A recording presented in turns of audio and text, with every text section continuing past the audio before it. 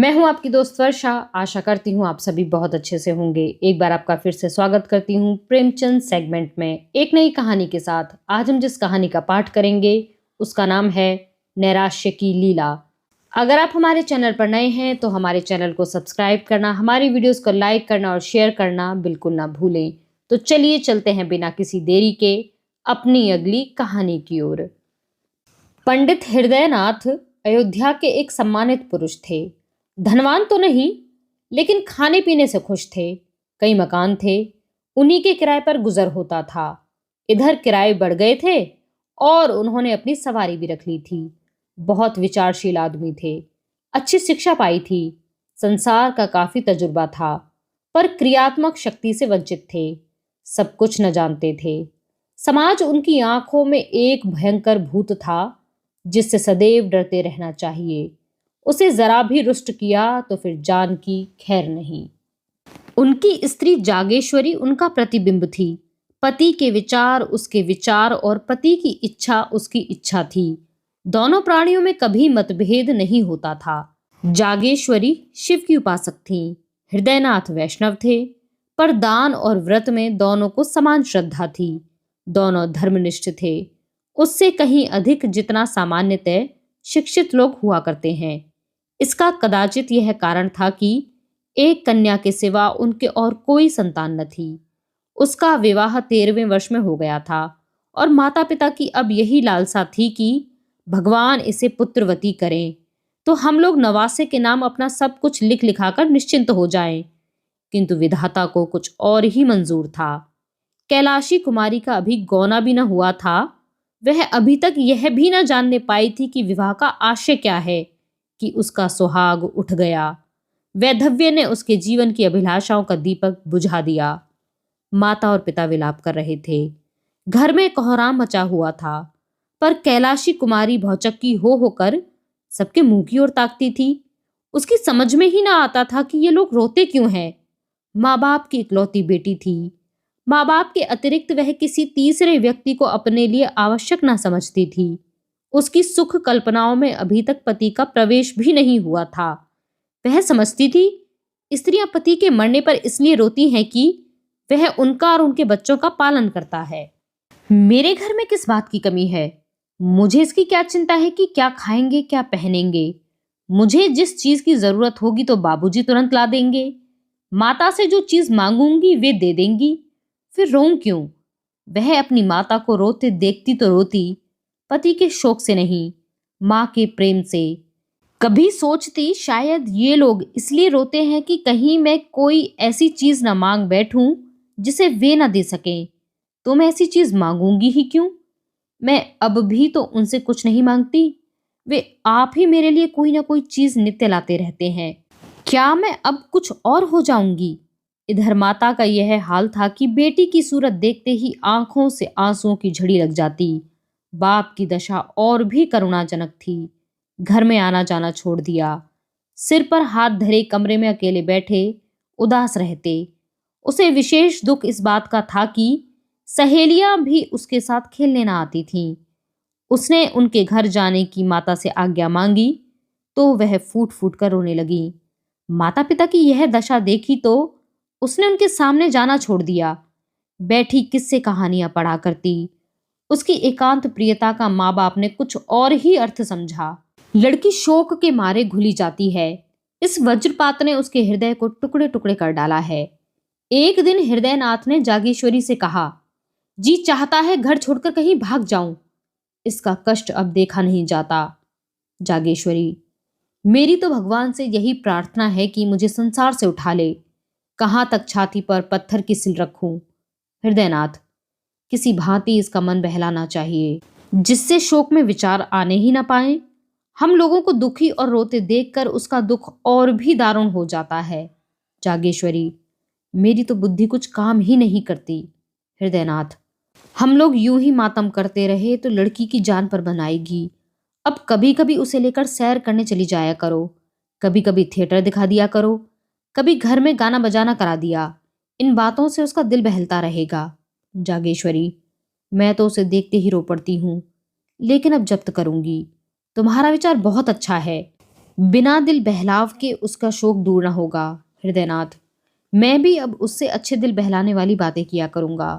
कल एक सैर भी लाऊंगा, अच्छे अच्छे दृश्य जमा करूंगा।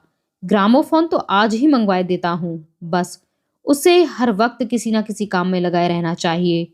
एकांतवास शोक ज्वाला के लिए समीर के समान है।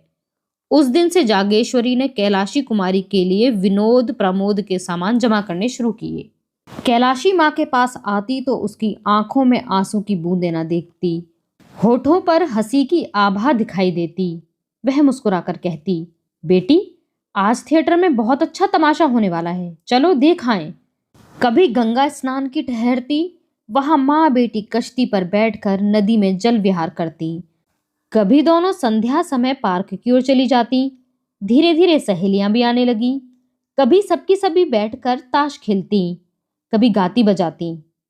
पंडित हृदयनाथ ने भी विनोद की सामग्रियां जुटाई। कैलाशी को देखते ही मगन होकर बोलते, बेटी आओ, तुम्हें आज कश्मीर के दृश्य दिखाऊं। कभी कहते, आओ आज स्विट्जरलैंड की अनुपम झांकी और झरनों की छटा देखें। कभी ग्रामोफोन बजाकर उसे सुनाते। कैलाशी इन सैर सपाटों का खूब आनंद उठाती। इतने सुख के उसके दिन कभी न गुजरे थे। इस भांति 2 वर्ष बीत गए। कैलाशी सैर तमाशे की इतनी आदी हो गई कि एक दिन भी थिएटर न जाती तो बेकल सी होने लगती। मनोरंजन नवीनता का दास है और समानता का शत्रु। थिएटरों के बाद सिनेमा की सनक सवार हुई। सिनेमा के बाद मिसमेरिज्म और हिप्नोटिज्म के तमाशों की। ग्रामोफोन के नए रिकॉर्ड आने लगे। संगीत का चस्का पड़ गया। बिरादरी में कहीं उत्सव होता तो माँ बेटी अवश्य जाती। कैलाशी नित्य इसी नशे में डूबी रहती। चलती तो कुछ गुनगुनाती हुई, किसी से बातें करती तो वही थिएटर की और सिनेमा की। भौतिक संसार से अब उसका कोई वास्ता न था।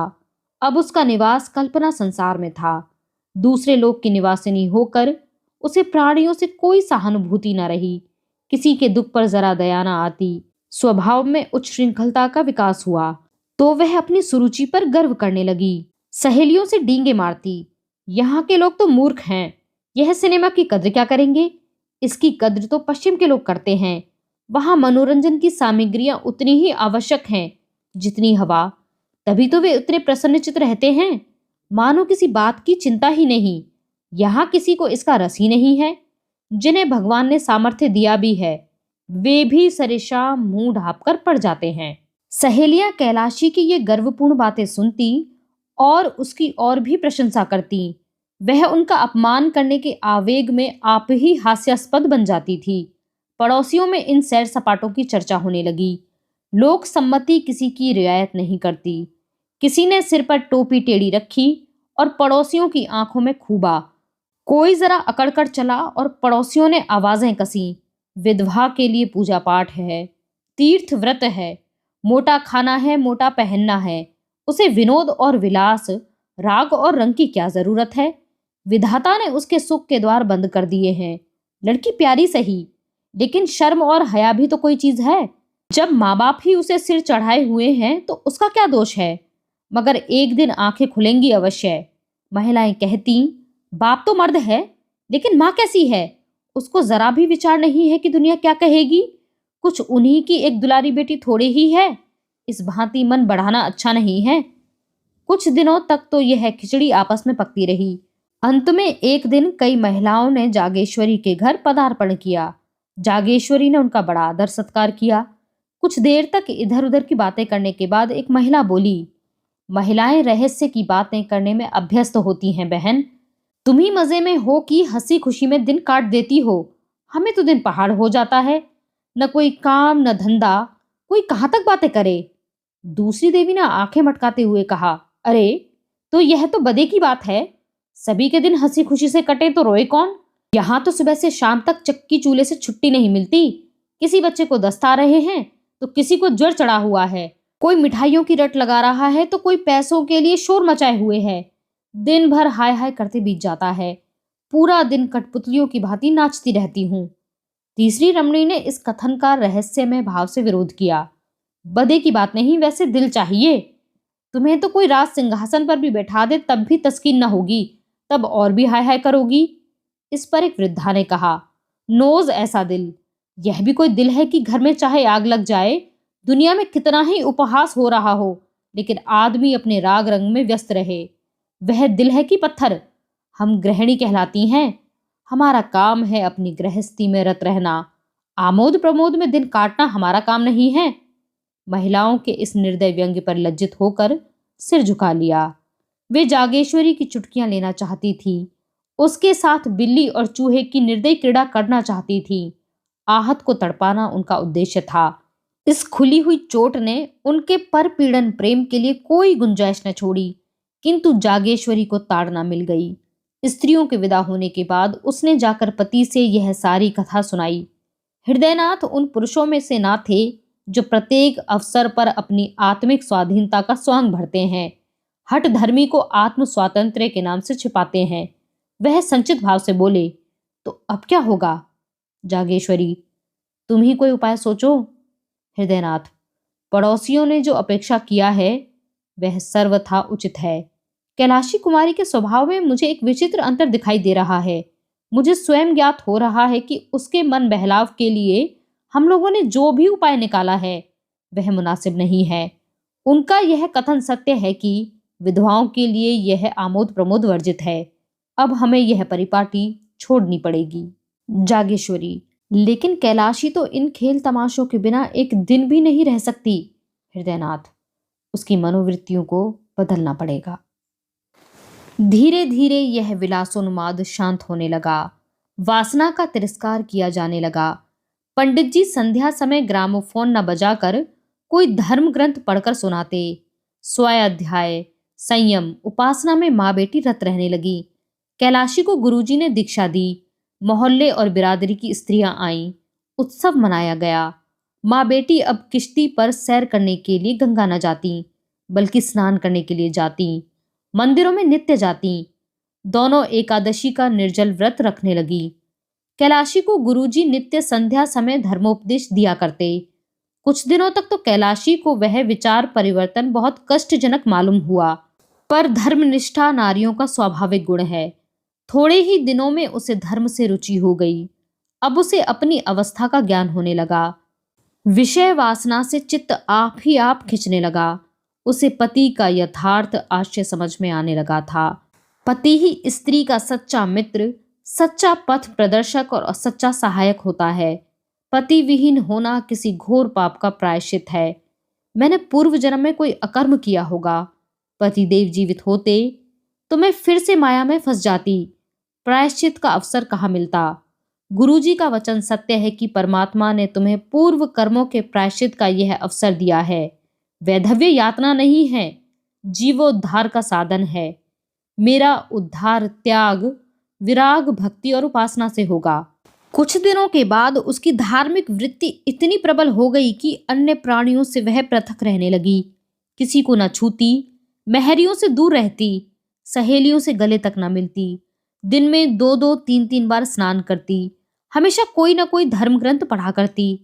साधु महात्माओं के सेवा सत्कार में उसे आत्मिक सुख प्राप्त होता।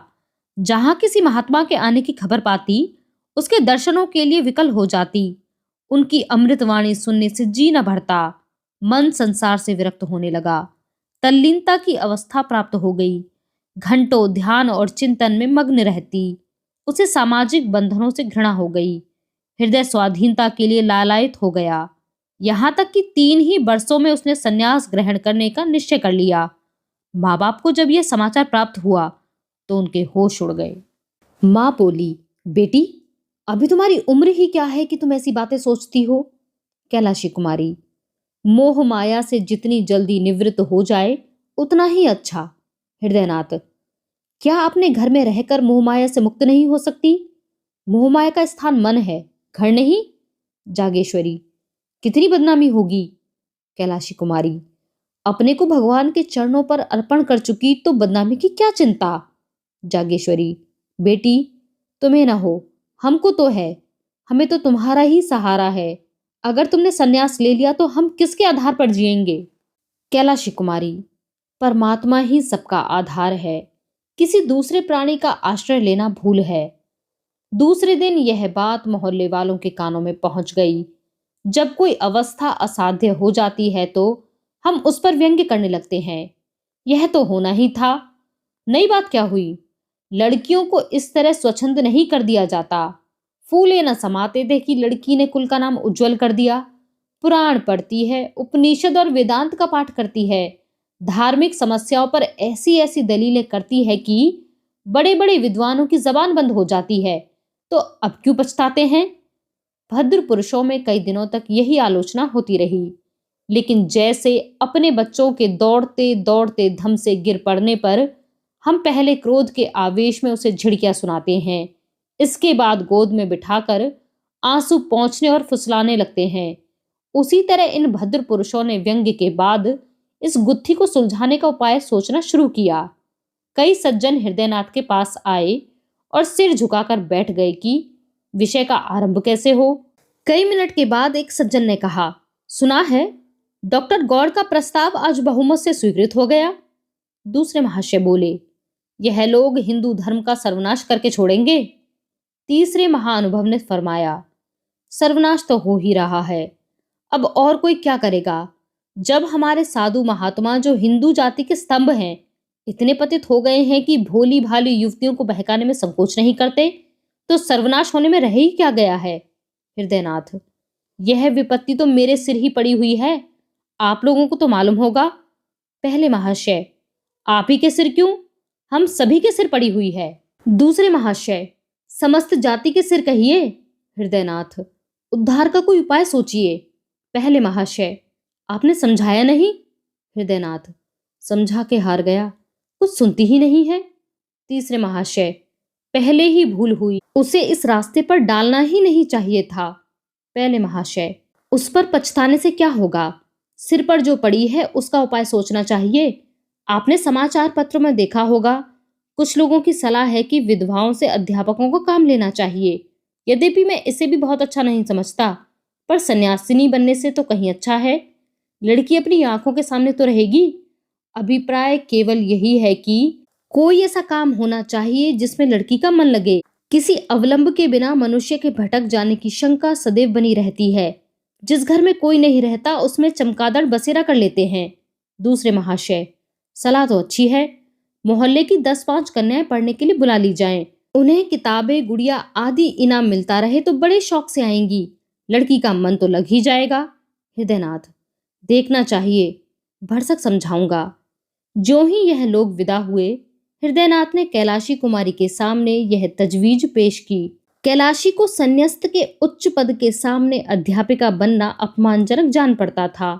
कहाँ वह महात्माओं का सत्संग, वह पर्वतों की गुफा, वह सुरम्य प्राकृतिक दृश्य, वह हिमराशि की ज्ञान में ज्योति, वह मानसरोवर और कैलाश की शुभ छटा, वह आत्मदर्शन की विशाल कल्पनाएं, और कहाँ बालिकाओं को चिड़ियों की भांति पढ़ाना।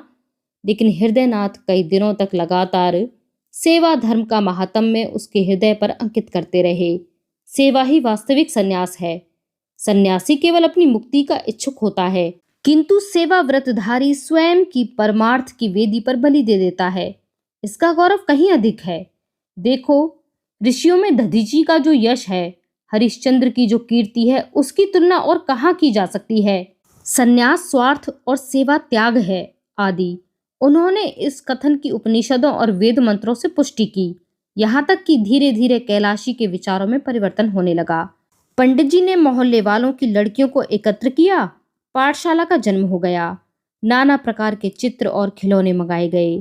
पंडित जी स्वयं कैलाशी कुमारी के साथ लड़कियों को पढ़ाते। कन्याएं शौक से आती। उन्हें यहाँ की पढ़ाई खेल मालूम होती। थोड़े ही दिनों में पाठशाला की धूम हो गई। अन्य मोहल्ले की कन्याएं भी आने लगी। कैलाशी कुमारी की सेवा प्रवृत्ति दिनों दिन तीव्र होने लगी। दिन भर लड़कियों को लिए रहती, कभी पढ़ाती, कभी उनके साथ खेलती, कभी सीना पिरोना सिखाती। पाठशाला ने परिवार का रूप धारण कर लिया। कोई लड़की बीमार हो जाती तो तुरंत उसके घर जाती, उसकी सेवा करती, गाकर या कहानियां सुनाकर उसका दिल बहलाती। पाठशाला को खुले हुए साल भर हुआ था। एक लड़की को जिससे वह बहुत प्रेम करती थी चेचक निकल आई।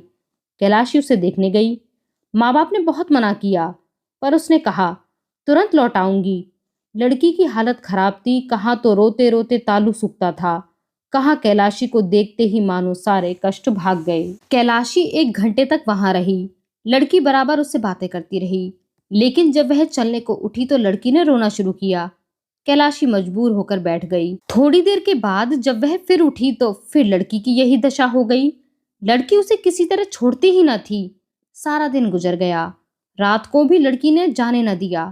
हृदयनाथ उसे बुलाने को बार बार आदमी भेजते, पर वह लड़की को छोड़कर ना जा सकी। उसे ऐसी शंका होती थी कि मैं यहाँ से चली और लड़की हाथ से गई। उसकी माता विमाता थी।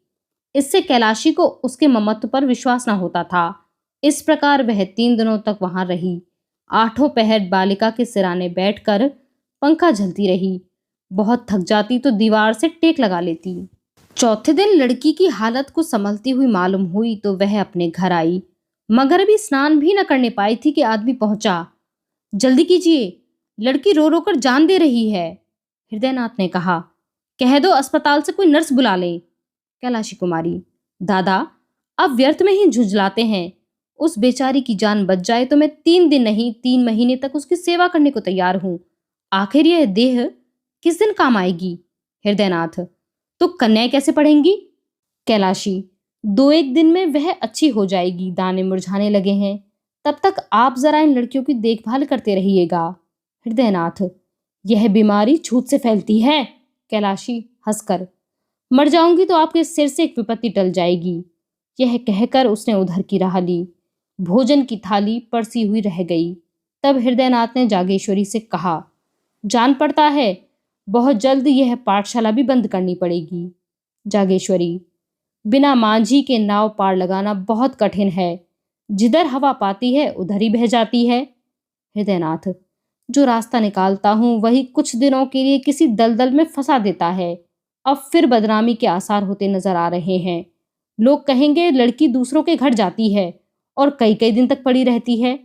क्या करूं, कह दूं लड़कियों को ना पढ़ाया करो। जागेश्वरी, इसके सिवा और क्या ही हो सकता है। कैलाशी कुमारी 2 दिन बाद लौटी तो हृदयनाथ ने पाठशाला बंद करने की समस्या उसके सामने रखी। कैलाशी ने तीव्र स्वर में कहा, अगर आपको बदनामी का इतना भय है तो मुझे विष दे दीजिए। इसके सिवा बदनामी से बचने का कोई उपाय है ही नहीं। हृदयनाथ ने कहा, बेटी संसार में रहकर तो संसार किसी करनी ही पड़ेगी। कैलाशी, तो कुछ मालूम भी तो हो कि संसार मुझसे चाहता क्या है। मुझ में जीव है, चेतना है, जड़ क्यों कर बन जाऊं। मुझसे यह नहीं हो सकता कि अपने आप को अभिमानी दुखिया समझूं और एक टुकड़ा रोटी खाकर पड़ी रहूं। ऐसा क्यों करूं। संसार मुझे जो चाहे समझे, मैं अपने आप को अभागिनी नहीं समझती। मैं अपने आत्मसम्मान की रक्षा आप कर सकती हूँ। मैं इसे अपना घोर अपमान समझती हूँ कि कदम कदम पर मुझ पर शंका की जाए। नित्य कोई चरवाहों की भांति मेरे पीछे लाठी लिए घूमता रहे कि किसी खेत में न पड़ जाऊं। यह दशा मेरे लिए असहनीय है। यह कहकर कैलाशी कुमारी वहां से चली गई कि कहीं मुंह से अनर्गल शब्द न निकल पड़े। इधर कुछ दिनों से उसने अपनी बेकसी का यथार्थ ज्ञान होने लगा था। स्त्री पुरुष के कितने अधीन है। मानो स्त्री को विधाता ने इसलिए बनाया है कि पुरुष के अधीन रहे। यह सोचकर वह समाज के अत्याचार पर दांत पीसने लगती थी। पाठशाला तो दूसरे ही दिन से बंद हो गई, किंतु उसी दिन कैलाशी कुमारी को पुरुषों से जलन होने लगी। जिस सुख भोग से प्रारब्ध हमें वंचित कर देता है उससे हमें द्वेष हो जाता है। गरीब आदमी इसलिए तो अमीरों से जलता है और धन की निंदा करता है। कैलाशी बार बार झुंझलाती कि स्त्री क्यों पुरुषों पर इतनी अवलंबित है। पुरुष क्यों स्त्री के भाग्य का विधायक है। स्त्री क्यों नित्य पुरुषों का आश्रय चाहे, उनका मुंह ताके। इसलिए ना कि स्त्रियों में अभिमान नहीं है, आत्मसम्मान नहीं है। नारी हृदय के कोमल भाव उसे कुत्तों की दुम हिलाना मालूम होने लगे। प्रेम कैसा, यह सब ढोंग है।